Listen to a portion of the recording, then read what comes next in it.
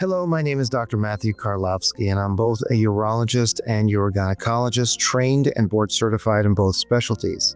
I live and have been working in suburban Phoenix, Arizona for 20 years, taking care of female patients with all sorts of bladder problems, such as urinary incontinence, regardless of why the urinary leakage occurs, bladder pain conditions such as interstitial cystitis, urinary retention when the bladder doesn't want to empty, bladder prolapse or pelvic organ prolapse, such as a dropped bladder, complications of bladder surgery, whether it's from vaginal mesh or fistulas, and then recurrent urinary tract infections, which are very common. I also specialize in neurogenic reasons people would have bladder trouble, for example, from multiple sclerosis, stroke, Parkinson's disease, traumatic brain injury, spinal cord injury, pelvic fractures, or pelvic trauma, including after a hysterectomy. I recently moved my practice to a very lovely and friendly, warm community of Wickenburg, Arizona, which is a short 30-minute drive from West Phoenix. I provide personalized attention to all my patients and do not use nurse practitioner or physician assistant or scribe. I personally take the time to speak to my patients, review their records, and get to know what is really going on in their pelvis so we can properly figure out what the problem is. The detective work is half the fun. Then once we know what the issues are, we can very easily map out a plan of options and then do what is best. That's the other part of the fun. Anyone who sees me will walk away with the feeling of a very personalized and detail-oriented appointment. I want my patients to feel they are listened to. Many patients drive several hours to see me, and some even fly across the country, like the one we are going to be speaking with today. Teena is one of my patients, and she has very generously agreed to be interviewed about her bladder condition. She will introduce herself and tell us a little bit about what was going on with her bladder and how she came to learn about the bladder stimulator we call Axonics, which has literally changed her life. Teena, take it away. Well, thank you, Doc. My name is Teena Harnick, and I live in Atlanta, Georgia. I was very fortunate to meet Dr. Karlovsky on vacation, where we got talking about bladder issues, and I explained the issue that I had with my bladder post-hysterectomy and post-cystoscopy, where my bladder was perforated, leading to sepsis and recurrent UTIs. He asked me to come and see him at Arizona, which I did, and said that he had something that could absolutely help with the urinary retention, which would limit the number of infections that I was getting, which was almost 2 every single month, requiring intravenous antibiotics. Right, it was quite a story. When I first met Teena, we were just I was on vacation with my wife and she was with her husband. And I told her I was a urologist. She started telling me about what was going on with her bladder, and naturally, we were engaged in conversation. She was telling me what was going on. What were your exact bladder symptoms? Did you have bladder pain with urination? Did you have urinary frequency? Were you getting up at night? Did you have trouble emptying the bladder? And how many years has this been going on, or was it going on? So it was going on for 5 years. I couldn't empty my bladder, hence the retention. I had to use a catheter almost 46 times a day to empty the bladder. I was introducing bacteria, even though sanitary, conditions were optimal. I was still introducing bacteria unbeknownst to me into the bladder. So I was getting severe infections, requiring IV antibiotics both in and out of the hospital, almost on a monthly basis. Also had incontinence, and I was getting up 3-4 times a night to go to the bathroom, also unable to empty. And it was really affecting every aspect of my life. My whole entire life revolved around when I had to go to the bathroom. Was it clean? Where was I going to the bathroom? And it's been a very difficult journey. Do you remember any of the names of the medications that you were taking, either to combat your urinary infections or medications to try to help you empty the bladder? Yes, I took I already had a lot of medications that were given to me in the hospital. I don't know a lot of those names. See, I can't even remember all of those names that I had. I think that we tried D-mannose, Pyridium, Cystex, methamphetamine, Urabel, nothing worked. Nothing worked on me. And as I was trying them and as it was not working, I was becoming more and more allergic to every single one and having severe anaphylactic reactions to every medicine they try to introduce. And it wasn't even emptying my bladder. I was still retaining, even on the medication and even after cathing, sometimes I could retain 800 to 1,000 cc's of urine and not even feel it. And my bladder was so distended and it was at risk of perforation, even with all the medications. Right. It was a very disturbing story after hearing all of that for the first time, but not very dissimilar from a lot of patients who have a lot of difficult bladder history, people who've had complications or different types of surgeries or injuries. Sometimes they've had prior treatments. Sometimes they've had Botox or slings, pelvic floor surgery, prolapse surgery, and the bladder just ends up not working well. It can either feel like it doesn't want to start or there's urgency all the time. And I'm sure you also experienced that when the bladder was full, you must have felt, and obviously I remember, but I'm sure you had felt that you had to go to the bathroom very frequently during the day, and just like you said, very frequently at night. Yes. I mean, I never got a good night's sleep. I was up every 2 hours, almost every 2 hours. So going to sleep was just not a pleasant experience because I knew that in 2 hours it was going to wake me up, or I would have to go and change my pajamas if I didn't get there in time, if I was in a deep sleep. So it was very difficult. So sleep disruption in my activities.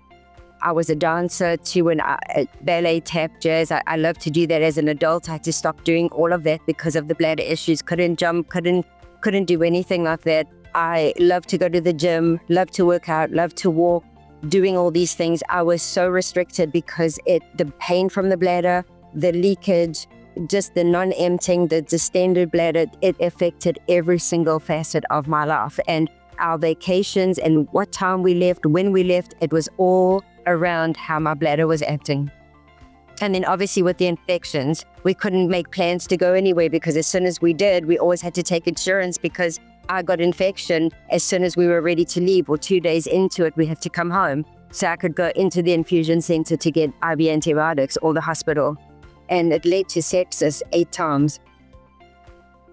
Right, that's a common problem, unfortunately, and it can happen in men and women if the bladder doesn't empty for whatever reason, whether there's a nerve problem to the bladder or if the bladder muscle is just not strong enough. And I think in your case, it was probably a combination of both. And you have retained urine, the bacteria really never get cleared out. Even if you're taking antibiotics, there's always a residual urine where the bacteria can be harbored, and it's very frustrating. And taking the antibiotics all the time is miserable. It's not good for the GI system. You can develop allergies from it, and I know you developed a number of allergies from those antibiotics. Yes. Like a lot of people, it was very disruptive. It was disrupting your social life, things that you did, working, being with family, going on vacations. And I remember hearing about all of this and frankly saying, was there a urologist in your local area who was willing to do something, or what were their responses? So the urologist that I saw first was the urologist who actually saved my life at the time. After the cystoscopy and the bladder perforation, they sent me home. When my husband couldn't wake me up the next morning and I was not doing very well and I was septic already, he took me back into the hospital, and this particular urologist, who we actually know personally, saw us coming in. He went back into the hospital and saved my life. He said as he was sewing, the bladder was tearing. As he was sewing, it was tearing. It took them 9 hours to fix it. I had to be resuscitated a number of times on that. I saw him, but he specializes in men's health. As a urologist, I didn't understand this, but he was not open to seeing me or to even trying any treatment because he wasn't comfortable with it. From bladder washes to try and wash the bacteria out, or to putting in a type of device to stimulate the bladder. It took 2.5 years for them to decide that they weren't going to do this, and many visits to the ER with severe infection and sepsis that he referred me to somebody else. I went on to somebody else with the same story. So on the 4th try with a bladder specialist that is supposed to be a urogynecologist specializing in women's health, he saw all my allergy issues, my mast cell issues, and said that he would do no harm, and he was too afraid to take me into surgery to do this, and that I needed to have my bladder removed. And if I didn't, they were going to dismiss me from their practice because I wasn't going to follow doctors' advice to remove my bladder. And the infectious disease doctors, as well as I, knew that if I removed my bladder and had something outside of my body with all my infection issues and colonization of bacteria, that I was absolutely going to die within 6 months, because the type of infections that I was getting were not responding to any antibiotics. Even the big guns were not responding. So that just crushed any hope that I had. And 2 months later, I met you after they dismissed me from the practice. Right. Bladder removal is a surgery we do, and we used to do it for bladder pain syndromes. Obviously, we remove the bladder for bladder cancer if it's invasive. But for these types of situations where the bladder doesn't empty, this type of stimulator, including for urgent incontinence, overactive bladder, urinary retention, even for people who have stool incontinence, the stimulator works because it stimulates the pelvic nerves that go both to the bladder and the rectum. And when I heard that their final recommendation was to remove the bladder, that's not always the best way to go. You have to have an external bag to collect the urine. There's big risk of infection. You wouldn't really be getting away from the infection issues. And so I thought immediately the best thing to try here, which I thought would help, because it does help actually most people, is the bladder stimulator. So I talked to you about the Axonics, and then you and your husband flew out to Phoenix. We did an exam, looked in your bladder, and we made sure that, the anatomy and everything was fine, and we got through that process. But why don't you explain a little bit, kind of simply, your journey step by step, how we went through the trial, and then how we went to the implants. So just to kind of briefly introduce that, for bladder stimulation, you don't just implant the battery into the body, but kind of like a pacemaker, it does take over the function of the bladder and causes the bladder to function properly. However, prior to implantation, we do a trial on the bladder nerves on the lower back. And you do the trial, and you have the trial battery, which is temporary. And then you record what's going on with your body and your bladder function and such. And then if it's successful, then you move on to the implant. So tell us your experience about the trial, what that was like, how long it took, and then what results you had from that, what was improved, what badness went away and what goodness did you gain? And why don't we start there? Okay. Well, I was almost dreading the trial period because I wasn't sure about what it was about. And as somebody who likes to take showers and so forth and so on, I was panicking about having to just sponge bath for a whole week in a hotel room, being in another city. All of that was completely wrong, and I had it all wrong. I think I was reading too much in the internet about people's experiences. It wasn't like that at all, and it was very simple, very easy.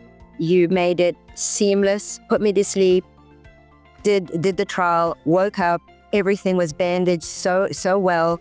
The belt was not uncomfortable to wear at all.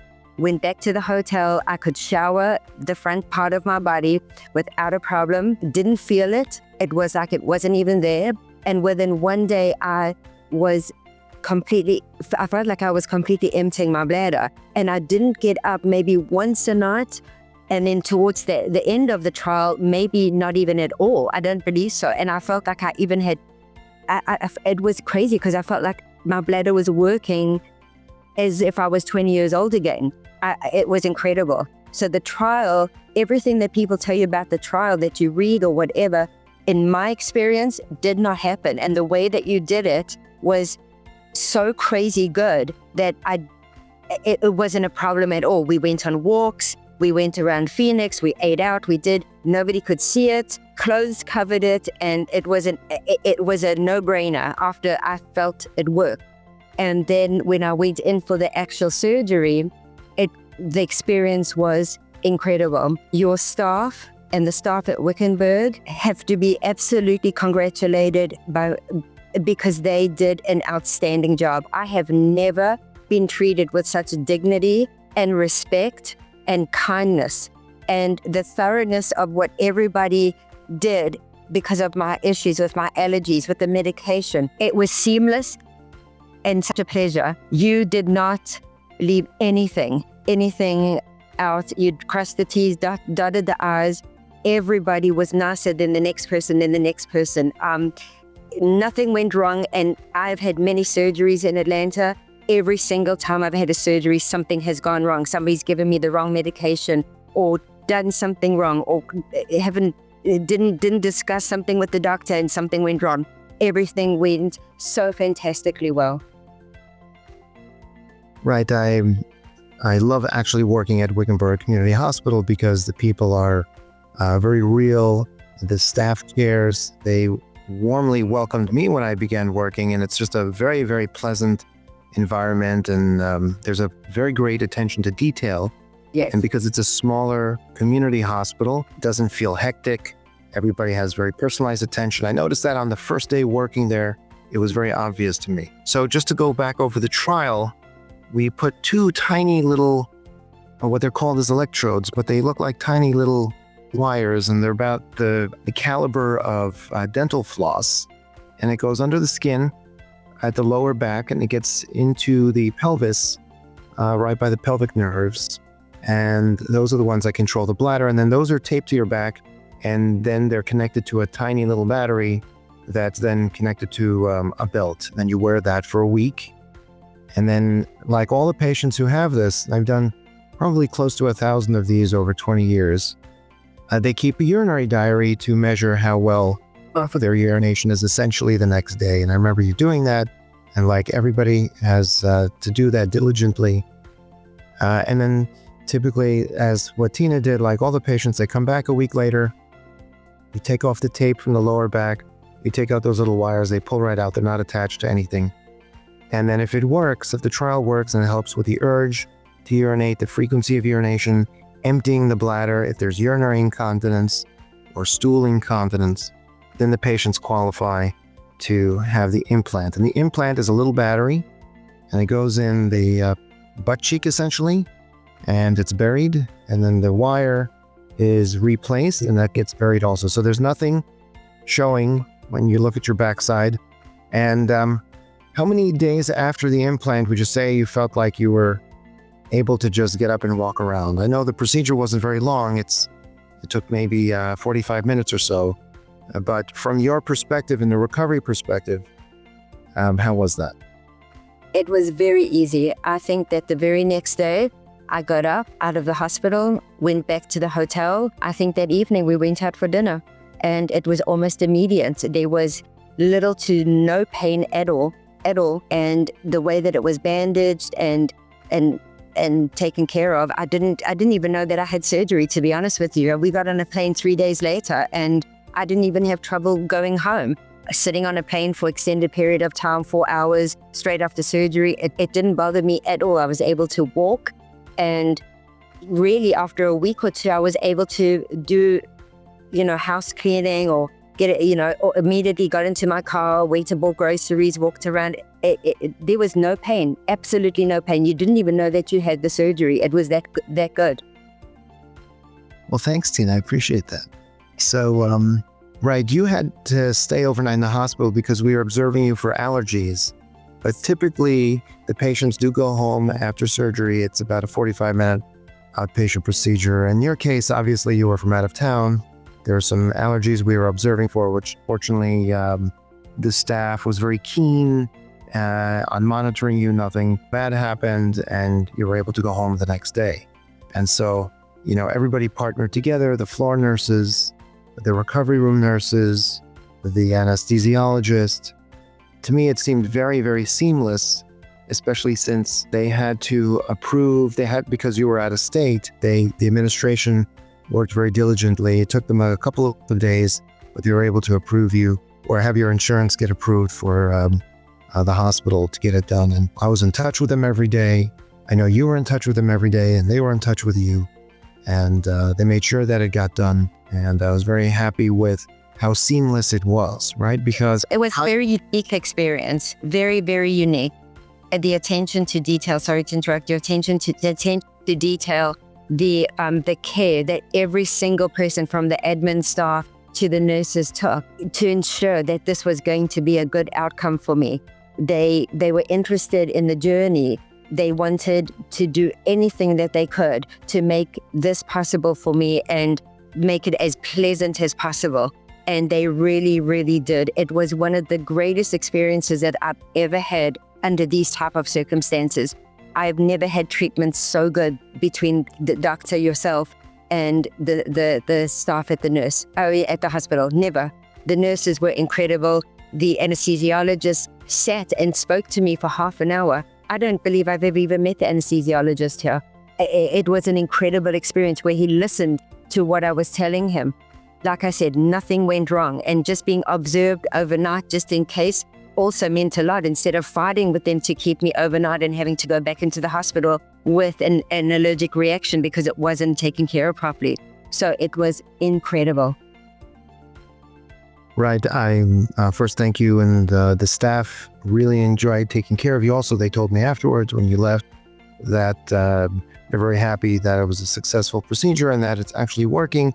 So when you went back home, I was in touch with you a few times, more than a few times, speaking with your other physicians over there and letting them know that the procedure got done and that was successful. So now that you have the implant, and it's been about maybe 2 or 3 months, I forgot. Tell me how your bladder function is now, and what are you able to do that you weren't able to do before in terms of how your bladder was working? And do you feel the stimulation?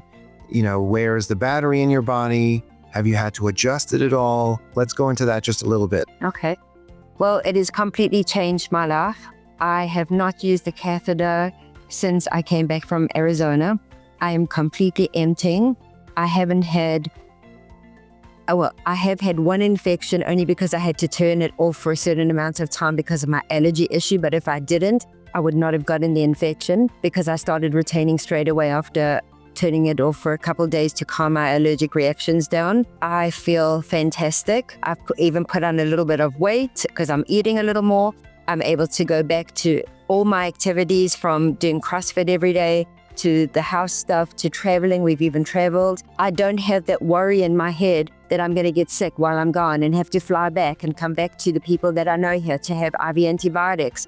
It has been such a freeing experience that I feel like I'm almost ready now to get back into the real world and potentially get back to work, because I haven't been able to work because of the frequency of infections that I've gotten.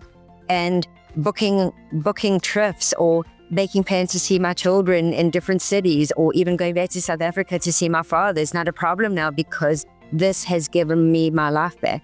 And I don't feel the stimulator. It works, and it's an incredible thing. It really is. I'm so very grateful. Well, I'm so happy to have met you so that I could have helped you. And of course, we became friends through this entire process. And when you get to know patients and their conditions, they become your friends in a way, even though we are 2,000 miles away from each other. So we are very friendly, and, I would plan to visit if I get to Atlanta or Georgia in the near future. So from the standpoint of the stimulator, usually the batteries last somewhere between 15 to 25 years. It depends on how high or low the setting is. When we put in the lead, which goes right next to one of the bladder nerves, we try to get it to contact the nerve very sensitively and closely so that the stimulation doesn't have to be high at all. And that way the patient doesn't feel the stimulation. If they do, it would feel like a little tapping in the groin. It could either be in the area of the vagina or the bladder. It's not very distracting as long as it's low. And it's low as long as we can properly place the lead. And if we properly place the lead, the battery can last for about 20 years. Yeah, I don't feel it at all. Right. And so it's an excellent technology. This company has been doing these stimulators since 2019. I completely embrace them. There are other companies that do it too. It's a technology that's been around since the 90s at least, and it's very successful in terms of when people either have very severe urge incontinence, urinary retention, stool incontinence. It's one of these things where I jokingly say it's one-stop shopping to help improve pelvic health in terms of bladder and stool function for what it's indicated for. So, Teena, thank you very much for taking time out of your life today. It's nice to see you again. Nice to see you. And do you have any trouble? Pardon me? Both. Right, so she's showing the hand controller, which can either be used to increase or decrease the stimulation. There's an up arrow and down arrow. Sometimes that has to be done if the patient doesn't feel the stimulation or if they feel that maybe they're not getting good capture of the symptoms. A lot of times we don't set it too high because we don't want the patients to wake up with feeling of tapping in their pelvis. And then after a day or two, we just increase it until they feel like it's capturing the bladder symptoms. It can be turned off if you need to. Let's say you're going to have an MRI, but it's totally compatible with all imaging, CAT scan, MRI. It's no problem to pass through airport security. The little device there is no bigger than a thumb drive. And the reps for the company, the technicians are always available. They're very often in contact with the patients to make sure that it's working properly. If it ever needed to be reprogrammed for any reason, patients come back to the office and we meet them in the office with the rep, and the rep basically can reprogram it. It cannot be programmed remotely. It has to be programmed in the office. So there's no danger that somebody can hack in and change the programming, but it's very easy to increase or decrease the stimulation or turn it on and off. Let's say if you needed to have an MRI or to do surgery, usually we tell the patients to turn the battery off, and then after they can turn it back on. So I'm very happy for you, Teena. You're another excellent success story. Yes. And I would encourage anybody who sees this or is thinking about it to really think about it seriously. It is a very simple procedure in all round, even with my issues, very simple procedure. You are an incredible doctor, and your attention to detail and your caring is second to none. Very rare to find these days, and I'm very fortunate to have met you. And I would really encourage people to call you to come in and see if it's possible, because women in general don't get the very best care in urology. That's from my experience and people that I've spoken to. Even in the infusion center, they don't, and they sit with infections and bladders that are just not functioning properly, and they sit in silence. And I really would like to reach out and tell people there is hope for you to get stuff done. You don't have to stay at home. You don't have to wear diapers. You don't have to put off family vacations or stop your life. There is something out there, which is this, and a doctor like you who is open to helping, to seeing what is possible instead of closing every single door and just wanting to remove a bladder or putting you in diapers and having you at home. So I would say, the journey that I've been through, there has to be a reason, and I think it's to reach out to women in general to say that there is hope, and to give you a call to come in, especially to Wickenburg Hospital, which is one of the most special places I have ever visited, and to see what is possible. Because if I survived all of this, they can too, with very, very little downtime and no issue at all. It's very simple and well worthwhile. well, Teena, thank you so much. Say hi to your husband. Be well. You can call me at any time, and have a very nice week. Thank you, Doc.